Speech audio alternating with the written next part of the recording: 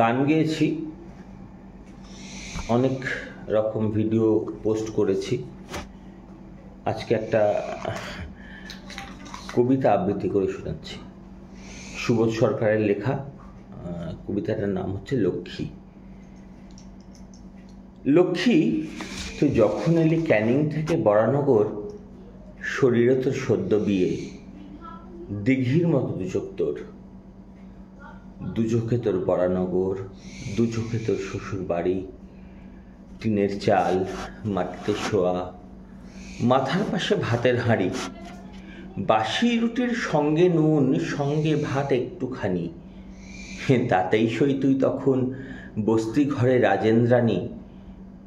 কিন্তু যেটা বলার কথা, কে তোর বর, কোন ছেলেটা, বাহাত নেই, গলায় চেন, কে দিল তোর এই বিয়েটা?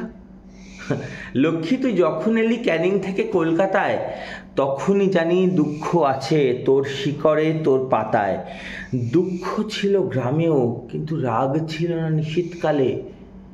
যে দুঃখটা ভারত জুড়ে, সে দুঃখটা চালে ডালের।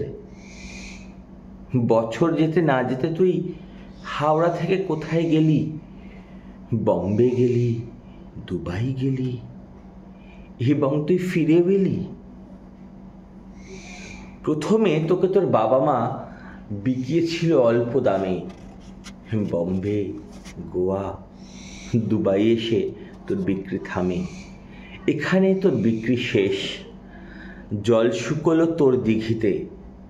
একটা লোক এলো তোকে সেদিন হঠাৎ ফিরিয়ে নিতে। লোকটা কে রে? লোকটা বুড়ো। লক্ষ্মী, তুই ওকে চিনিস? ও তোর বর, ও তোর স্বামী। কোথায় যেন দেখেছিলিস? বিয়ের রাতে এক ঝলক, বরানগরে দু একবার, কোথায় খেত, কোথায় শুতো, থেকে থেকেই যেত বিহার। ধরেনি হাত, ধরেনি বুক, কখনো তোকে মারেনি চর। লোকটা কে রে? এই প্রথম ধরলো হাত নিজের বর। চুরি পরালো, নতুন শাড়ি, টিকিট কেটে বম্বে মেল। মাটির ভাঁড়, সেদ্ধ ডিম, মেল চলেছে এলো বিকেল। ঘরে ফিরেছে ঘরের বউ, রোমাঞ্চিত হাতের লোম। এই বাড়ি তোর আসল বাড়ি, বাড়ির নাম লিলুয়া হোম।